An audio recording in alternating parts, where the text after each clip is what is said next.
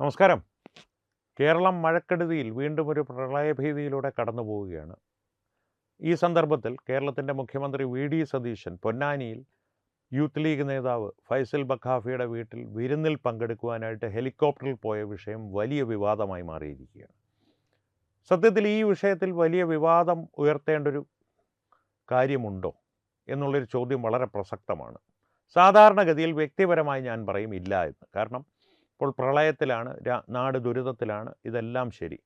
ഒരു വ്യക്തി, സാധാരണ വ്യക്തി, യാതൊരു ഔദ്യോഗിക ചുമതലകളുമില്ലാതെ പൊതുപ്രവർത്തകനല്ലാത്തൊരു വ്യക്തി സ്വന്തം വീട്ടിൽ വലിയൊരു ബർത്ത്ഡേ പാർട്ടി പ്ലാൻ ചെയ്തിരിക്കുകയാണ്. ആ വീടിൻ്റെ ചുറ്റും പ്രളയത്തിൻ്റെ യാതൊരു കെടുതികളും ഇല്ല എങ്കിൽ ആ വ്യക്തി സ്വന്തമായിട്ട് സ്വന്തം മകളുടെയോ അല്ലെങ്കിൽ മകൻ്റെയോ അല്ലെങ്കിൽ സ്വന്തം പിറന്നാൾ തന്നെയോ ആഘോഷിക്കുന്നതിൽ തെറ്റൊന്നുമില്ല. അതൊരു മനുഷ്യ സ്വഭാവമാണ്. പക്ഷേ ഇന്നത്തെ സാമൂഹ്യ മാധ്യമങ്ങളുടെ കാലത്ത് അതെടുത്ത് പ്രചരിപ്പിക്കുക എന്ന് പറയുന്നത് ഒരുപക്ഷെ ഒരു നകാരാത്മകമായിട്ടുള്ള കാര്യമായി കാണപ്പെടുവാൻ സാധ്യതയുണ്ട്. അല്ല, ഇതിനൊരു മറുവശവുമുണ്ട്. ഇപ്പോൾ ഞാൻ ഒരു അതിസമ്പന്നനാണ്, ശതകോടീശ്വരനാണെന്ന് വിചാരിക്കുക.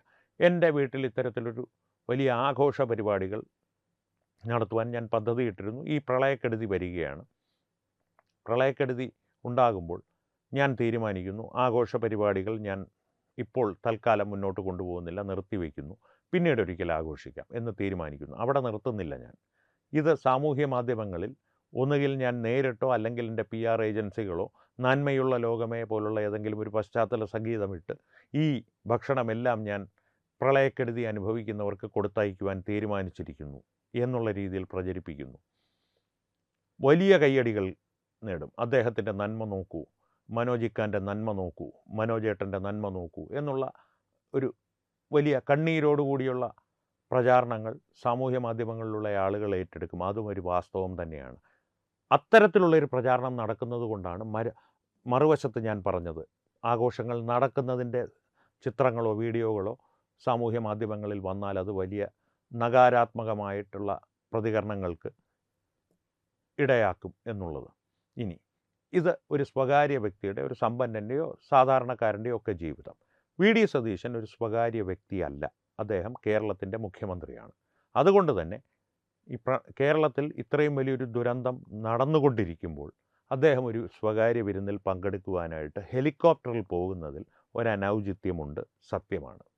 എന്നാൽ അദ്ദേഹം വേണ്ട കാര്യങ്ങൾ ചെയ്തിട്ടാണ് പോയിട്ടുള്ളതെങ്കിൽ ആ അനൗചിത്യം കുറേയൊക്കെ കുറഞ്ഞു കിട്ടും. പക്ഷേ ഒരുപാട് ഈ ദുരന്ത നിവാരണം നടത്തുന്നതിൽ അല്ലെങ്കിൽ ദുരന്തത്തെ നേരിടുന്നതിൽ എടുത്ത നടപടികളുടെ കാര്യത്തിൽ വലിയ പരാജയങ്ങൾ ഉണ്ടായിട്ടുണ്ട് എന്നുള്ള ആരോപണങ്ങൾ ഉയരുന്നു. അവിടെയും അത് പ്രശ്നമാണ്. ഇനി മറ്റൊരു വശം പരിശോധിച്ചാൽ, പലരും പരിശോധിക്കാത്തൊരു വശം, ഇത് കോൺഗ്രസിൻ്റെ ഒരു സ്വഭാവമാണ് എന്ന് പറയേണ്ടി വരും.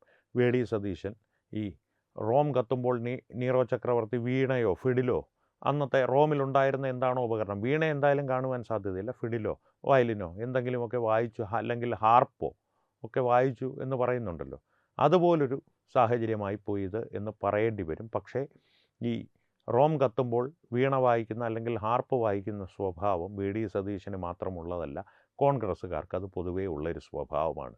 രാജ്യത്തിൻ്റെ അഭിമാനമായ യുദ്ധക്കപ്പലുകളിൽ വിദേശിയായിട്ടുള്ള സ്വന്തം പത്നിയുമായി വിനോദയാത്രയ്ക്ക് പോവുക, അത്തരത്തിലുള്ള പ്രവർത്തികൾ ചെയ്തിട്ടുണ്ട്. അദ്ദേഹത്തിൻ്റെ പുത്രൻ തന്നെ രാജ്യം കണ്ടിട്ടുള്ള ഏറ്റവും വലിയ ഭീകരാക്രമണം, സത്യത്തിൽ ഒരു രാജ്യത്തിൻ്റെ പരമാധികാരത്തെ തന്നെ ചോദ്യം ചെയ്തുകൊണ്ട് പാകിസ്ഥാൻ സ്പോൺസർ ചെയ്തൊരു ഭീകരാക്രമണം മുംബൈയിൽ നടക്കുമ്പോൾ രാത്രി വെളുക്കെ പാർട്ടി നടത്തുക, ആഭ്യന്തരമന്ത്രി 3 വട്ടം വസ്ത്രം മാറി സുമുഖനായി സുന്ദരകളയപരനായി മാധ്യമങ്ങൾക്ക് മുമ്പിൽ പ്രത്യക്ഷപ്പെടുക, ഇതെല്ലാം കോൺഗ്രസിൻ്റെ ഒരു പശ്ചാത്തലം തന്നെയാണ്, ഒരു സ്വഭാവം തന്നെയാണ്. ആ സ്വഭാവം കോൺഗ്രസ്സിന് എവിടുന്ന് ലഭിച്ചു എന്ന് ചോദിച്ചാൽ ഒരു സംശയവും വേണ്ട, കോൺഗ്രസിൻ്റെ തലപ്പത്ത് കാലാകാലങ്ങളായി സ്വയം പ്രതിഷ്ഠിച്ചിരിക്കുന്ന വ്യാജഗാന്ധി കുടുംബത്തിൽ നിന്ന് തന്നെ, നെഹ്റുവിൻ്റെ കാലത്തായാലും ഇന്ദിരാഗാന്ധിയുടെ കാലത്തായാലും രാജീവ് ഗാന്ധിയുടെ കാലത്തായാലും സോണിയാഗാന്ധിയുടെ കാലത്തായാലും രാഹുൽ ഗാന്ധിയുടെ കാലത്തായാലും പ്രിയങ്ക ഗാന്ധിയുടെ കാലത്തായാലും ഇനി അങ്ങോട്ടേക്ക് വരുവാൻ പോകുന്ന റൈഹാൻ, മൈഹാൻ, സൈഹാൻ, എന്ത് ഗാന്ധിയാണെങ്കിലും, വാട്ടവർ വ്യാജഗാന്ധി ആണെങ്കിലും ഈ സ്വഭാവം അവരുടെ രക്തത്തിൽ അലിഞ്ഞു പോയതാണ്. അത് തന്നെയാണ് താഴേക്കുള്ള നേതാക്കളിലേക്കും പകർന്ന് നൽകപ്പെട്ടിരിക്കുന്നത്. വി സതീശൻ അതിൻ്റെ ഏറ്റവും പുതിയൊരു ഉദാഹരണം മാത്രമാണെന്ന് ഞാൻ പറയുകയുള്ളൂ. പുര കത്തുമ്പോൾ വാഴ വെട്ടുക തുടങ്ങിയ കലാപരിപാടികൾ ചെയ്യുന്ന മറ്റൊരു കോൺഗ്രസ്സുകാരൻ. അതിനപ്പുറത്തേക്ക് ഒന്നുമില്ല V D Satheesan. V D Satheesan ഇനിയിപ്പോൾ പ്രതികരിക്കാൻ പോകുന്ന രീതിയും അതേ രീതിയിൽ തന്നെയായിരിക്കും. കാരണം മുംബൈ ഭീകരാക്രമണത്തിൻ്റെ സമയത്ത് പാർട്ടി നടത്തിയിരുന്ന രാഹുൽ ഗാന്ധിയോട് ഇന്നേ വരെ മാധ്യമങ്ങളാരുമായ ചോദ്യങ്ങൾ ചോദിച്ചിട്ടില്ല. ചോദ്യങ്ങൾ ചോദിച്ചാൽ ബി ജെ പിക്കാരനാണോ? വി ഡി സതീശനോട് ഈ വിരുന്നുണ്ണാൻ പോയി കഴിഞ്ഞ് കഴിഞ്ഞാൽ നമ്മുടെ ഫൈസൽ ബക്കാഫി വിരുന്നൊരുക്കിയിരുന്നു, അവിടെ പോയെന്ന് വെച്ച് എന്താ തെറ്റ്, ഞാൻ ചെയ്യേണ്ട കാര്യങ്ങളെല്ലാം ചെയ്തില്ലേ എന്നുള്ള നിസ്സാരവൽക്കരണം നമുക്ക് കാണുവാൻ സാധിക്കും, ഉറപ്പാണ്. ഇത് പക്ഷേ ഒരു മനോഭാവമാണ്. എന്ന് വെച്ച് മറുവശത്ത് കമ്മ്യൂണിസ്റ്റുകാരാണ്, ഇപ്പോൾ പ്രതിപക്ഷം അവരാണല്ലോ, അവർ വളരെ നന്മയുള്ള ലോകം പാട്ടിൻ്റെ യഥാർത്ഥ അവകാശികളാണെന്ന് ഞാൻ പറയുന്നില്ല. ഇതിനേക്കാളും വഷളന്മാരാണവർ. പക്ഷേ അവരുടെ കാര്യത്തിൽ പലപ്പോഴും ഒളിവും മറവും ഉണ്ടായിരുന്നു. പക്ഷേ അടിസ്ഥാനപരമായിട്ട് മണ്ടന്മാരായതുകൊണ്ട് CCTVകളിൽ പെടുക, ഏതെങ്കിലും മാധ്യമപ്രവർത്തകരുടെ മുമ്പിൽ ചെന്ന് ചാടുക തുടങ്ങിയ കാര്യങ്ങളെല്ലാം അവർക്ക് സംഭവിച്ചു പോകാറുണ്ട്. പക്ഷേ പ്രത്യക്ഷത്തിൽ ഇത്തരത്തിലൊരു ചിത്രങ്ങൾ പുറത്തു വരാതെ അവർ ശ്രദ്ധിക്കും.